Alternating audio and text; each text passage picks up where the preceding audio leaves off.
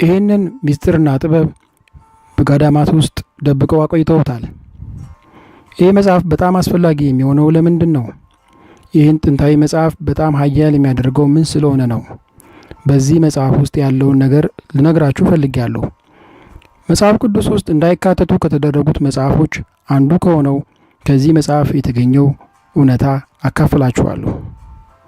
እስቲ ከሱ በፊት አንድ ነገር ላንሳ። በሕይወታችን ውስጥ የመለኮትን ኃይል ለማምጣት ወይም ለመቀስቀስ መጀመሪያ ነገሩ እንዴት እንደሚሰራ መረዳት አለብን። ሳይንስም ይህንን የመለኮታዊ ኃይል ስፍራ አረጋግጧል። ኳንተም ፊልድ ይለዋል። እንግዲህ ሳይንሱ ሊነግረን የማይችለው ነገር ግን የጥንታዊ መጽሐፍ እንደሚነግረን ይህን የመለኮት ኃይል በሚሰማው ቋንቋ ማናገር አለብን። ታዲያ ይሄ የመለኮት ኃይል የሚሰማው ቋንቋ ምንድን ነው? ይሄ የመለኮት ስፍራ ክርስቲያኑን፣ እስላሙን፣ ቡዲስት ወይም ሂንዱ ወይም ሃይማኖት ሊሹን ይህን የሁሉንም ምንጭ የሆነ የመለኮት ኃይል ለእኛ እንዲሰራ የምናደርግበት ቋንቋ ተመሳሳይ ነው። ይህ ጥንታዊ መጽሐፍ የቶማስ ወንጌል ይባላል። ወንጌሉ ከክርስቶስ ልደት በኋላ ባሉ 200 ዓመት አካባቢ የተገኘ ነው። በዚህ ወንጌል ምዕራፍ 106 ላይ እንዲህ ይላል፣ ሁለቱን አንድ ስታደርጉ ያም ሐሳብና ስሜትን ይህም ማለት ሐሳብና ስሜትህን አንድ ስታደርግ ስታዋህድ ተራራውን ከዚህ ተነቀልና ሂድ ብትለው ተራራው ከዚህ ተነቅሎ ይሄዳል። እንግዲህ ሐሳብና ስሜትን በአንድ አዋህደ ወደ አንድ ኃይል ስታመጣው ይህን ጊዜ መለኮታዊ ኃይል የሚሰማውን ቋንቋ ተናገርክ ማለት ነው። ሁለቱን አንድ ስናደርግ ሐሳብና ስሜትን ወደ ልባችን በማምጣት አንድ ስናደርግ ስሜቱ አካላችን ውስጥ ይፈጠራል። ይህን እንዴት እንደምናደርግ ነግራችኋለሁ። በመጀመሪያ ግን ወደ ቶማስ ወንጌል ተመልሰን ሌላ ጥቅስ እንይ። የቶማስ ወንጌል ምዕራፍ 48 ሌላ ጥቅስ እንዲህ ይላል፣ ሁለቱ በአንድ ቤት ስምምነት ቢፈጥሩ እንግዲህ ቤቱ አንተ ነህ፣ ቤተ መቅደሱ አንተ ነህ። አሁንም እነዚህ ሁለቱ ሐሳብና ስሜትህ አንድ ቢሆኑ በዚህ ቤት ውስጥ ሰላም ቢፈጥሩ ይልና ተራራውን ከዚህ ተነቅለ ሂድ ብትሉት ከዚህ ተነቅሎ ይሄዳል ብሎ በድጋሚ ይነግረናል። ስለሆነም ሐሳብና ስሜትን ማዋድ እጅግ በጣም አስፈላጊና ወሳኝ ነው። አሁንም ግን ይህን እንዴት ማድረግ እንደምንችል አልነገሩንም። ቀጥዬ ይህን እገልጻለሁ። እስቲ መጽሐፍ ቅዱስ ላይ አንብበ ከሆነ ጠይቁ ይሰጣችኋል የሚለውን አረፍተ ነገር በደንብ እናጤ ነው። አብዛኞቻችን እንጠይቃለን ምንም ግን ጠብ አይልም። የዚህ ምክንያቱ የምንጠይቀው በድምጽ ብቻ ስለሆነ ነው። ስንጠይቅ እባክህ ይህን አድርግልኝ እንላለን። ይሄ ግን መጠየቅ አይደለም።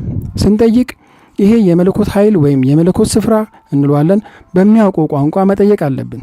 ቋንቋችን ትርጉም የሚኖረው ይሄ የኃይል ቦታ የሚያውቀውን ቋንቋ በንግግር ሳይሆን በልባችን ያለውን ኃይል ነው። ልባችን ኤሌክትሪካልና ማግኔቲካል ዌቭ ይፈጥራል። በልብህ ውስጥ የምትፈልገው ነገር ሁሉ ልክ እንደተፈጸመ ወይም እንደተደረገልህ ሲሰማ ወይም ስታምን ያን የፈለግከውን ነገር የሚፈጽምልህን ኤሌክትሪካልና ማግኔቲክ ዌቭ ትፈጥራለህ። በዮሐንስ ወንጌል ምዕራፍ 16 ቁጥር 23 እና 24 እንዲህ ይላል፣ በዚያ ቀን ከእኔ አንዳች አትለምኑም፣ እውነት እላችኋለሁ አብ በስሜ የምትለምኑት ሁሉ ይሰጣችኋል። እስካሁን በስሜ ምንም አልለመናችሁም፣ ደስታችሁ ፍጹም እንዲሆን ለምኑ ትቀበሉማላችሁ።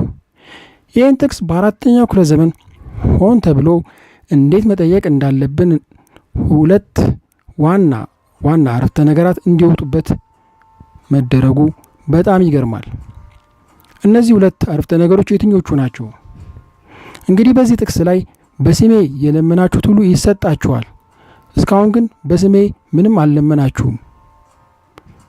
እዚህ ጋር ልመናችን በድምጽ ብቻ መሆኑን ሲነግረን እስካሁን በስሜ ምንም አልለመናችሁም ይለናል። ቀጥሎ ጥቅሱ ሳይቀነስ የነበረውን ላስቀምጠው። በውስጣችሁ ምንም ድብቅ ፍላጎት ሳይኖር ጠይቁ፣ የፈለጋችሁት ነገር በውስጣችሁ አስርጹት፣ የፈለጋችሁት ነገር በስሜት ይሙላችሁ፣ ደስታችሁ ፍጹም ይሁን። እንግዲህ ከላይ ያለው አረፍተ ነገር በደንብ ብናየው በቃላት እንድንጠይቅ አይነግረንም። ይልቁንም እንዲፈጸምልን የምንፈልገው ነገር ልክ እንደተፈጸመ አውቀን በስሜት እንድንዋጥና የጠየቅነው ነገር ሲፈጸም ያለውን ስሜት እንዲሰማን ይነግረናል። ይሄ ምን ማለት ነው? ለምሳሌ የምትወደው ሰው ቢታመምና እንዲድን ብትፈልግ የእርሱን የመዳን ስሜት ሲድን የሚኖረውን ስሜት በውስጥህ እንዲሰማህ ማድረግ ነው። እንዲሆን የምትፈልገው ነገር ሲሆን የሚኖረው ስሜት ይሰማህ። ይህም ሐሳብና ስሜትህ አንድ ሲሆኑ ማለት ነው። መዳኑን በሐሳብህ ይዘህ ሲድን ያለው ስሜት ከተሰማ ሁለቱን አንድ አደረግክ ማለት ነው። ይህም የመለኮታዊ ኃይል በሚሰማው ቋንቋ ተናገርክ ማለት ነው። በዚሁ ጥቅስ ላይ በውስጣችሁ ምንም ድብቅ ፍላጎት ሳይኖር ጠይቁ ይላል። ምን ማለት ነው? ያለምንም ፍርድ እንድንጠይቅ ይሳካል አይሳካም፣ ልክ ነኝ ልክ አይደለሁም፣ ጥሩ ነው መጥፎ ነው እያልን በአእምሯችን ሳናውጠነጥን ከልባችን እንድንጠይቅና ፍላጎታችን ልክ እንደተፈጸመ አድርገን በውስጣችን እንዲሰርጽ እንድናደርገው ነው። ማመን መለኮታዊ ኃይል በሚያውቀው ቋንቋ መናገር ማለት ነው። ስለ ራስህ፣ ስለ አካባቢ፣ ስለ ዓለም፣ ስለ ሁሉም ነገር ያለህ እምነት በሕይወትህ የሚፈጸም ነው። ማመን ሁሉን ይቀይራል። አመሰግናለሁ።